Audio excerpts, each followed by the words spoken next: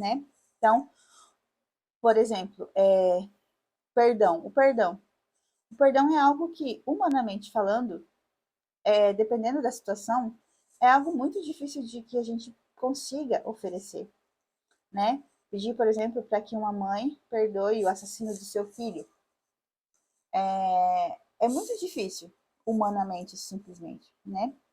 Então, ali é um agir de Deus, né? Quando essa pessoa consegue perdoar alguém que fez um mal muito grande para ela, né? E, e não sentir ódio, raiva, e perdoar e ainda rezar por aquela pessoa, né? Os ensinamentos de Jesus muitas vezes não são fáceis para nós, né? Porque contrariam a nossa ira, os nossos impulsos, a nossa vontade. Então, nós precisamos que o Espírito Santo age em nós. Mas, São Paulo mesmo diz, né? O Espírito Santo é oposto à carne. Deixa eu só pesquisar aqui. As obras do Espírito e as obras da carne.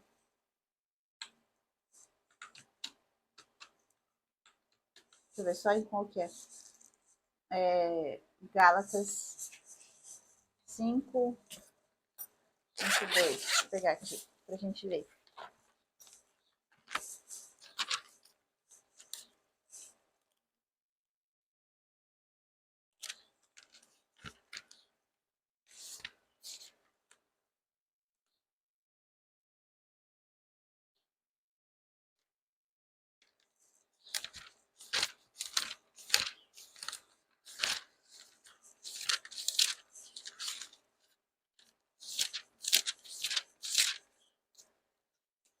Gálatas. Então, vamos lá, ó. Lá em Gálatas, São Paulo, lá na carta aos Gálatas, no capítulo 5, no versículo 16, São Paulo fala assim: Digo, pois, deixai-vos conduzir pelo Espírito e não satisfareis os apetites da carne, porque os desejos da carne se opõem aos do Espírito, e estes aos da carne, pois são contrários uns aos outros. É por isso que não fazeis o que quereríeis. Se, porém, vos deixais guiar pelo Espírito, não estáis sob a lei, não estáis sob a lei. Ora, as obras da carne são estas: fornicação, impureza, libertinagem, idolatria, superstição, inimizades, brigas, ciúmes, ódio, ambição, discórdias, partidos, invejas, bebedeiras, orgias e outras coisas semelhantes. Dessas coisas vos previno, como já vos preveni. Os que as praticarem não herdarão o reino de Deus. Ao contrário, o fruto do Espírito é a caridade, alegria, paz, paciência, afabilidade, bondade, fidelidade, brandura, temperança. Contra estas coisas não há lei, pois os que são de Jesus Cristo crucificaram a carne com as paixões e concupiscências, Se vivemos pelo Espírito, andemos também de acordo com o Espírito. Não sejamos ávidos da vanglória, nada de provocações, nada de inveja entre nós. Então, existe essa oposição, né, entre as obras da carne, ou seja, um homem, uma mulher carnal que age pelos seus impulsos, pelas suas vontades, e existe, né, a oposição do Espírito Santo, as pessoas que agem conforme o Espírito Santo. Então, por exemplo, mais uma vez eu falo, né? Os santos da igreja são exemplo para nós, porque os santos da igreja são aqueles que mais conseguiram se assemelhar a Deus, né? Ou se assemelhar a Jesus Cristo, no agir deles, na vida deles. Então, a vida deles é um testemunho de Jesus Cristo, né? É um testemunho de que o Espírito Santo atuou ali naquela pessoa de maneira tão forte e ela foi tão dócil, né, que ela já não agia como, como um humano qualquer. Ela agia, né? Fazia as coisas como ser humano, mas já com um modo de agir divino.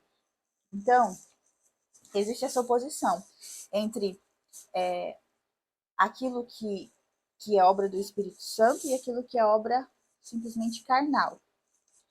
Quando a gente fala carnal, é nesse sentido de satisfazer as nossas paixões, né?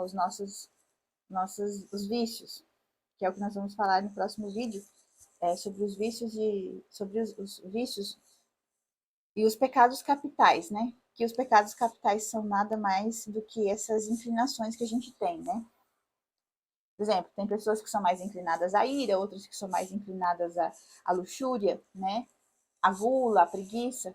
Cada um de nós tem as suas dificuldades, as suas lutas para vencer esses pecados, né? Mas são inclinações, né? Por exemplo, você é uma pessoa que tem inclinação à ira, significa o quê? Que provavelmente você pode pecar porque você vai perder a paciência muito rápido, vai brigar com a pessoa, vai xingar, né? Então, cada um tem a sua dificuldade, né? E agir dessa forma, sei lá, se você é inclinado à ira e agir em conformidade com esse impulso de ira, você está agindo de maneira carnal.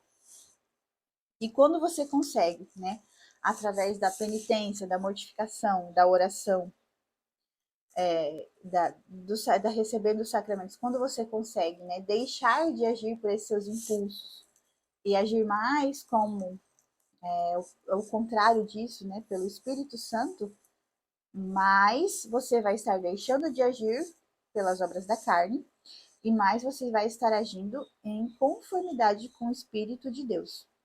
Ou seja, mais você vai estar se afastando do homem velho, da mulher velha carnal, que age pelos seus impulsos e desejos, para se aproximar de alguém que permite que o Espírito Santo haja em você, né?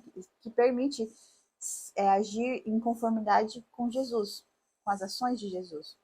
Então, existe essa oposição entre as obras do Espírito Santo, entre alguém que age, né, se deixa agir por Deus pela ação do Espírito Santo, de alguém que age pelas suas vontades humanas, né, e pratica todas essas obras da carne, como São Paulo diz na carta aos Gálatas.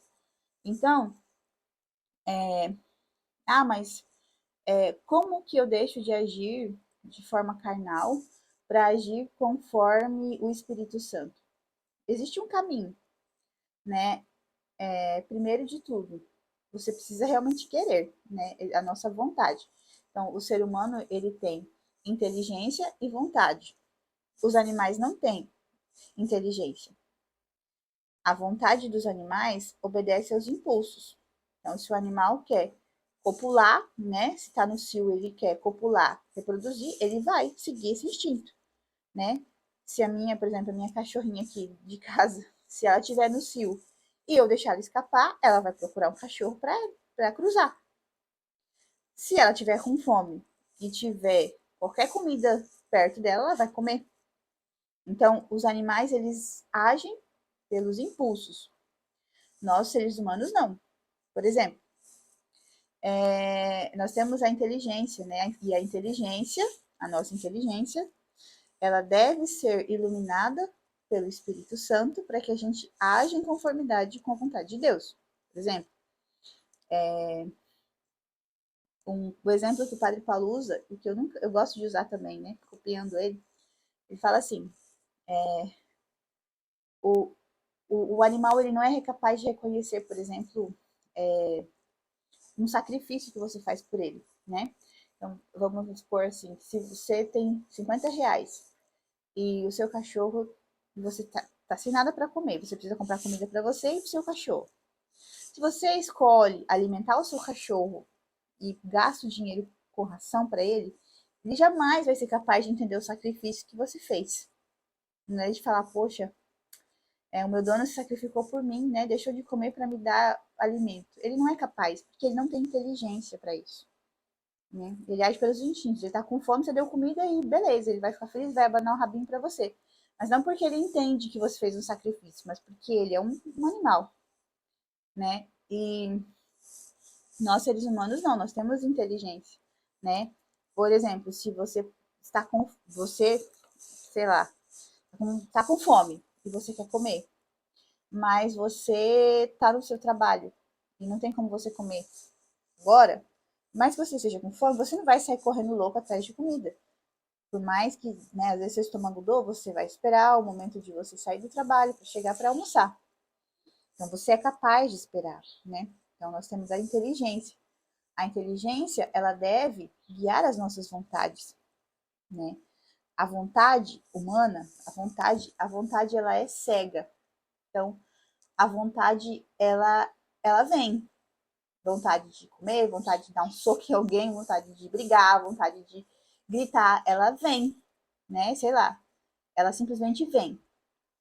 Mas a inteligência, ela coordena, né? Ela orienta a nossa vontade para aquilo que é o melhor. Deve ser, né? A nossa inteligência deve orientar a nossa vontade para aquilo que é o melhor. E a nossa inteligência deve ser guiada pelo Espírito Santo, né? Porque além de humanamente a gente ser guiado para aquilo que é melhor, nós seremos guiados então para aquilo que é a vontade de Deus, que é o melhor ainda do que a nossa vontade, né? Ou que é nosso querer. Então, a inteligência humana, né? Essa potência, a gente chama de potência, né? São as potências do homem. Então, a inteligência é uma vontade, nós temos memória, imaginação, deixa eu ver o que mais. Os sentidos, né? Então, a primeira coisa com a qual nós experimentamos o mundo são os sentidos, né? O tato, olfato, visão, paladar. Então, nós temos os sentidos, nós temos a, as emoções, né? Os sentimentos, nós temos a memória, a imaginação, a inteligência, a vontade e a inteligência. Então, a inteligência, né? Essa capacidade que nós temos de inteligir as coisas, de entender as coisas, né? Ela deve sempre orientar as demais potências do homem, né? Os sentidos, a memória, por exemplo. Se você sempre se você sempre tende a ter pensamentos ruins, por exemplo, e você ficar nisso, né, e não se libertar disso, não buscar de maneira racional se afastar disso, você pode desenvolver uma depressão, um trauma, síndrome do pânico. Então, a inteligência humana, ela precisa orientar essas outras coisas, né? Que são, são cegas. Então, a inteligência, ela orienta, ela deve orientar as nossas memórias, ela deve orientar a nossa vontade, ela deve orientar as nossas emoções e os nossos sentidos. Ah, significa que uma castração isso? Não. É um exercício de disciplina mesmo, né? Disciplinar as nossas potências de forma que cada vez mais nós deixemos de agir como homem velho, né? Tendência a viver inclinado sobre os vícios, né? Os nossos vícios, mas inclinações, para agir como homens à imagem e semelhança de Deus, né? Então, como se dá isso? Como eu disse, por mais que exista assim uma, uma maturidade humana, então, por mais que exista essa maturidade humana que todos nós somos capazes de alcançar, independente de quem é cristão ou não, para além dessa maturidade humana, existe esse agir sobrenatural, né? Nessa capacidade de amar a Deus e nessa capacidade de agir como Cristo. E isso tudo não somos capazes simplesmente somente com atingindo nossa maturidade humana. Nós precisamos dessa ação do Espírito Santo em nós. É o Espírito Santo quem é capaz de fazer com que a gente deixe cada vez mais de agir como homens e mulheres carnais, né? Que se deixam guiar pelas suas vontades baixas, pelos seus instintos, animalescos até, para agir como homens e mulheres segundo a vontade de Deus. E o que é a vontade de Deus? Quando eu falo isso, essa vontade de Deus está relacionada a gente agir como Jesus agiu. O que tem uma passagem no Evangelho que fala assim? Quando Jesus ele está no Monte Tabor, que ele transfigura, né? Ou seja, que ele tem uma passagem que Jesus se transfigura, que ele se trans, suas vestes ficam, ele sobe no monte e aí Tiago, João e Pedro vêm, Jesus com as vestes branquíssimas e, e conversando com Moisés e Elias. Então ali existe, é uma coisa sobrenatural que os apóstolos testemunham. E ali eles ouvem uma voz que vem do céu e fala: Este é o meu filho muito amado, escutai-o o que ele diz. Então, é isso que Deus quer de nós, entende? Que nós ajamos como Jesus, nós sejamos como Cristo. Sem perder a nossa individualidade humana que Deus nos deu, as nossas características de personalidade. Mas fazer com que o agir de Cristo haja na nossa humanidade, sabe? O que Deus fala? Sede perfeitos, como o vosso Pai do céu é perfeito. E essa perfeição não é não errar, ou ser nunca fazer nada de errado e ser perfeitinho em tudo que você faz. Não. Essa perfeição está mais relacionada a, a, a essa busca por agir em conformidade com a vontade de Deus, né? Em agir como Cristo. Né? Até a música do Padre Zezinho fala: um dia uma criança me parou, olhou-me nos meus olhos a sorrir. Deixa eu até ver aqui. Mas como Jesus amou. Então, essa música do Padre Zezinho é muito isso que é o que Deus espera de nós, né? Todos vocês devem conhecer. Fala assim, ó. Um dia uma criança me parou, olhou-me nos meus olhos a sorrir. Caneta e papel na sua mão, tarefa escolar para cumprir. E perguntou, no meio de um sorriso, o que é preciso para ser feliz? Amar como Jesus amou, sonhar como Jesus sonhou, pensar como Jesus pensou, viver como Jesus viveu, sentir o que Jesus sentia, sorrir como Jesus sorria. E ao chegar o fim do dia, eu sei que eu dormiria muito mais feliz. Então, é aquilo que São Paulo fala: tendes em vós os mesmos sentimentos que haviam em Cristo Jesus. Então, até para a nossa plena felicidade, não somente aqui na Terra, mas no céu, principalmente a nossa felicidade eterna, é ser como Jesus era. E é isso que o Espírito Santo, que nós recebemos no batismo, que vocês vão receber no Santo Crisma, é isso que o Espírito Santo quer realizar em nós. Ele quer nos ajudar a sermos como Cristo. Mas para isso, nós precisamos colaborar, né? Porque o Espírito Santo, diferente do demônio, ele pede licença para agir na nossa vida. Ele espera que a gente permita a ação dele. E como que nós podemos permitir? Como eu já disse, através de uma vida de oração, através do abandono das obras velhas, do pecado. Eu tenho vício da pornografia, eu tenho, sei lá, o adultério. Então, primeira coisa, abandonar as obras da carne, né, os pecados mortais, e através da busca pelos sacramentos, da confissão, da Eucaristia, principalmente a confissão e a Eucaristia, e através de uma vida de penitência. Não tem como, né? Então, jejum, mortificação da carne, dos sentidos, que é o que a gente vai falar no próximo vídeo que eu vou trazer para vocês. Então, a ação do Espírito Santo em nós é para quê?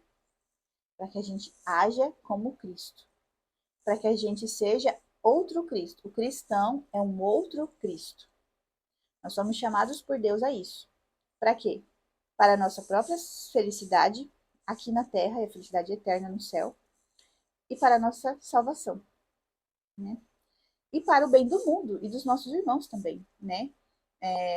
Uma família é muito mais feliz com um pai que busca ser como Jesus. Uma família é muito mais feliz com uma mãe que busca ser como Jesus. Uma família é muito mais feliz com filhos que buscam o exemplo de Jesus, em que os pais dão o exemplo de Jesus para que eles se formem, né? Então, é isso que o Espírito Santo faz em nós, né? E nós precisamos dar espaço para ele. E a gente vai, nos próximos catequeses presenciais ou que eu não consegui fazer presencial o vídeo, nós vamos trabalhar isso, tá bom? Glória ao Pai, ao Filho e ao Espírito Santo, como era no princípio, agora e sempre. Amém. Louvado seja o nosso Senhor Jesus Cristo, para sempre seja louvado. Em nome do Pai, do Filho e do Espírito Santo. Amém.